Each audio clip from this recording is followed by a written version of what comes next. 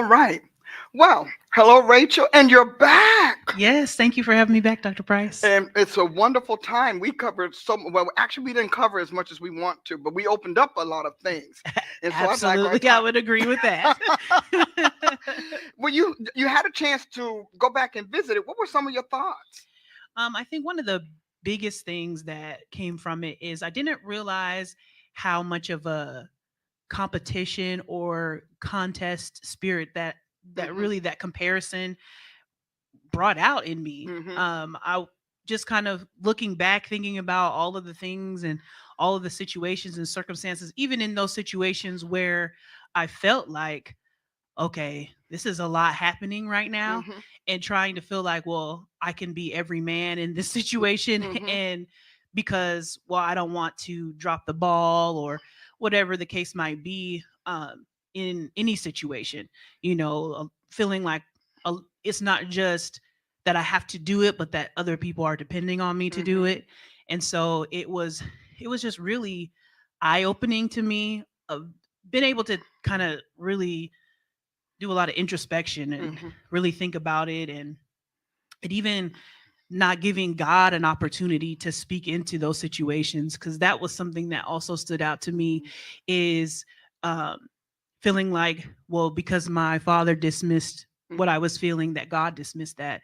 And so that really also helped Mm-hmm. to recognize that perhaps that's not actually how he wants to deal with me, Mm-hmm. but that I should take the moment to bring him into the situation. So, And bringing God into the situation is a hard thing for all people because we don't, most of us find out how God is and who He is and that He loves us mhm, pretty much down the road in our lives. yeah. So you have a whole lifestyle or journey track that says if it's on me.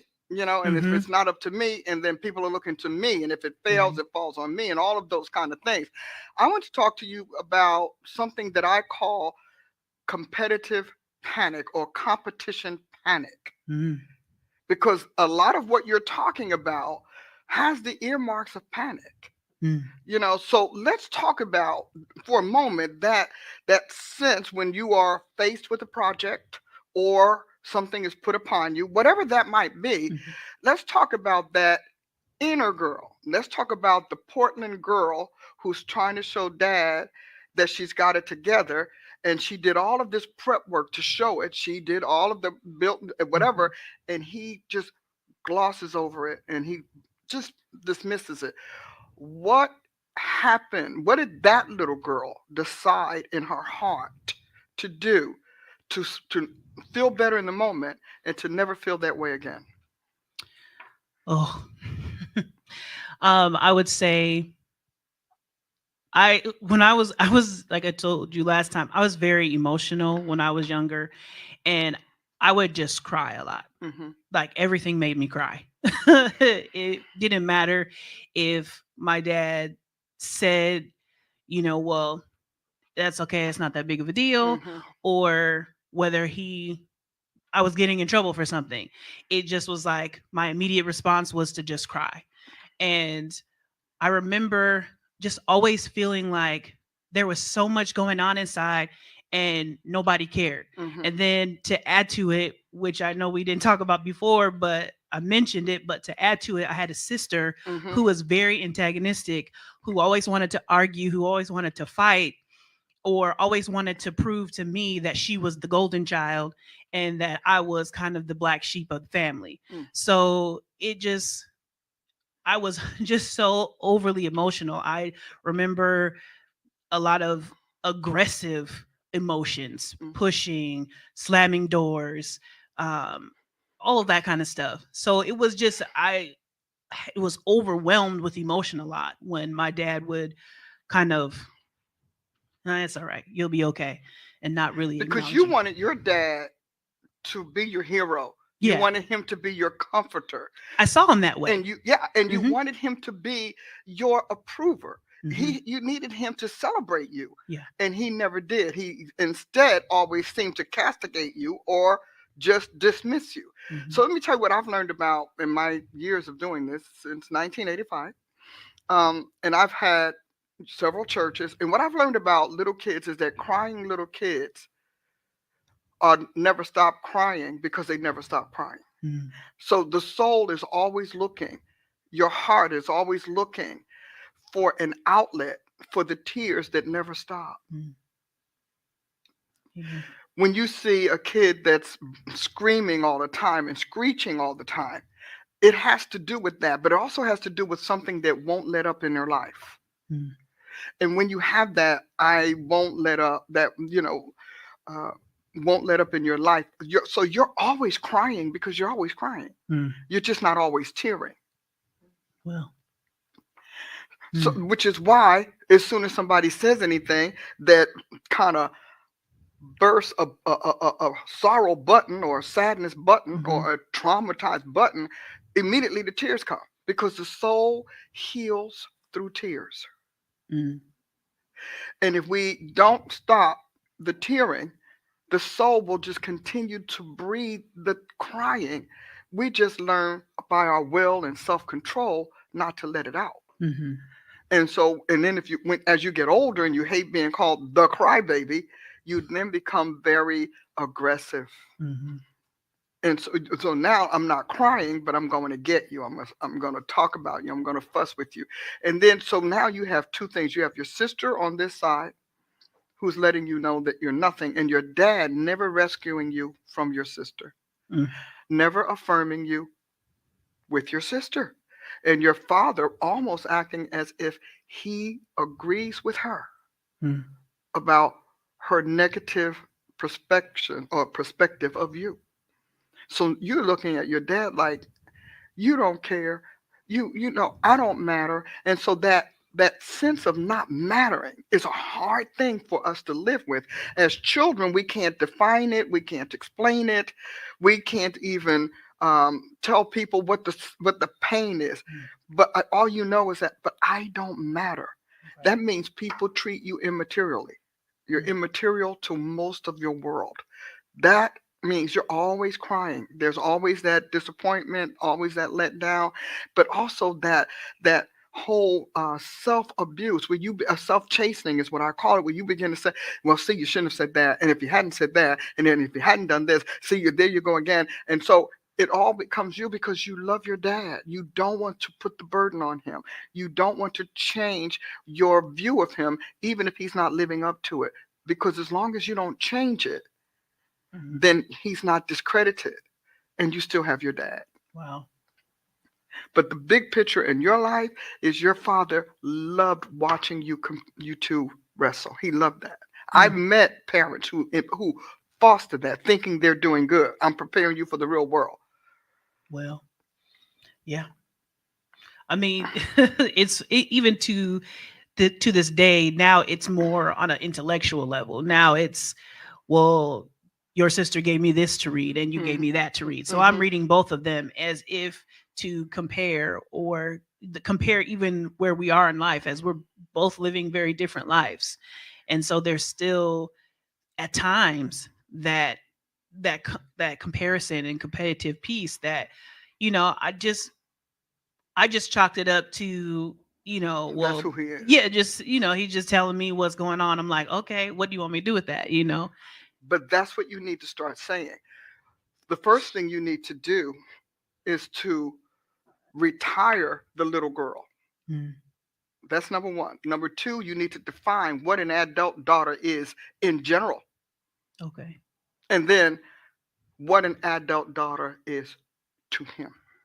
Mm, Because right now he can still do that because as far as you're concerned, he's always done it. He's dad, will let him do it. He continues to do it now for different reasons. mm, And one of the reasons is that he has true intellectual issues with how you've turned out and that you survived him. mm. That's Wow. important. You survived him. And so now his the tactics may appear the same on the surface, but in the end, under the surface, he's now taunting you. Mm, So before he might have been teasing, but now he's really taunting you because you survived him. and he knows you can handle him.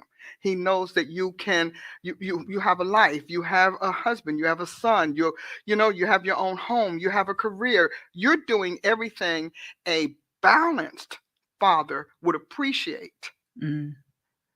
but an insecure and inferior dad can't stand, My because God. you're still his seed and he can't stand himself. Mm. Wow. So when he sees all of the things that he wished could have happened or he wished he could have done, he now wants to punish it. Or at the very least, he wants to taunt it. So what your thing, because we only have a few more minutes, your calling in this situation is, number one, retire that girl. Yeah. When you retire her, you have to retire all of the things that she's carrying, all of her tactics, all of the Mm-hmm. traumas. You have to retire that person and expire all of the remedies and all of the solutions that you developed Mm. to survive. Wow. Because soul survival is a big deal when you're a kid. Now, when you do that, you have to put something in its place called the adult Rachel. Okay. So, who is the adult Rachel? Mm. You love your father, but you don't need a father. You've got, and that's probably one of the reasons why you and God can't talk, because you're still acting as if he did it. Now, here's the hard part. Say this, this is so important. We always think God should have fixed it. Mm. And because God didn't fix it, he doesn't deserve your trust either. Mm. Wow. So I'm not going, why bring it to you? You're not going to do anything. Why bring it to you? You're not going to help. So you have to come back as an adult daughter and now decide who you are as a woman. When I mentor the people coming up to me, the first thing I say is you need to draft you. We need a draft version, a sketch version of who you are as a woman. Mm. And if when that is the case, do you really need to have to accept what he requires you to read? Dad, Mm. I don't have time for that. Dad, I played this game with you for long. Or sitting down and saying, "This is how you made me feel. This is what I did." And I'm not asking you for. I'm not telling you for guilt reasons. I'm saying I'm ending it, Mm. Yeah. and we're both going to come to terms with the fact that our relationship, as it was bred over the years, is gone. Yeah. So I'm working on me to become the adult woman that I need to be for myself, my husband, my family, my friends, my career. You can go on. But Right. I need you to know that whether you change or not, that is gone and you will never get the same reactions from me again. Mm. Yeah. I will love you as my father. I will honor you because that is the word of the Lord. Right. But I need you to understand I will no longer let you infect me, Mm. not just affect me, infect me. Wow. When you get to the point that you can say those things, uh, and you mean them Yeah. because you are replacing all that you just retired and expired with whom you want to be. Now, how do you do that, Dr. Price? I just want to know. Yeah. You know by all of the dreams you had when and all of the things you wished you could have said and wished you could have done and wished you could have been. List them. Mm. Pull Okay. out your soul. Listen, remember, we were training the soul, your soul restoration journal, Okay. and you list it. So when you say, well, as an adult person and you realize that you behaved like you did before, just write how you did and now what you'll do. Okay. I was this, I'm now that. I used to, and now I do. You decide all of that Mm. and you do it on paper. Okay. Because once you do it on paper, you can now attach vision, behaviors, Yeah. hopes, aspirations, and how about this? Accomplishment to them. Mm. So the That's good. next time he says, I gave this to your sister and I gave this to you, and I want to see how both of you handle it, you can say very, very, very, very respectfully, I'm not going to play this game. I am not my sister's shadow. She is not my rival. I'm not doing this any Mm-hmm. longer. Yeah. I'm not doing this because that's what we did as kids. And you can use God's word. When I was a child, Mm. I spoke as a child. Yeah. I behaved as a child. I understood as a child. Mm-hmm. I'm an adult and I'm putting all of that away. And that even means my susceptibility to your inferiority triggers. I'm Mm. not doing that any longer. My God. That's your because right now everything he's doing is with your permission. Mm. Okay. And your permission is granting him the authority because he conditioned you to think he and his behavior defines who you are, and you still have to treat him as if you're in some sort of athletic game where Mm. you can let him know you can win. You've already won. You've won. Amen. So why put yourself through that? Yeah. It's very difficult for people to realize that their families may not grow, but that doesn't mean they shouldn't grow past them. Mm. Yeah. Hey, we had a good time. Yes. Thank you. And I had a blessing. So did you feel it was worthwhile? Oh, absolutely. That helps me a lot. Helps me to be able to, as you said, retrain my soul. So Exactly. And thank you that's so your much. Yes. takeaway. And I want you to understand, he can only do this with your permission. Mm-hmm. And your permission is based on a lifetime of conditioning Mm-hmm. you can undo.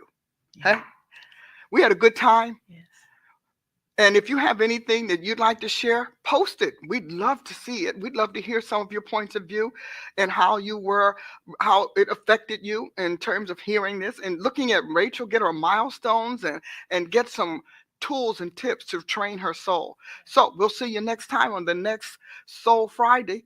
And until then, God bless you.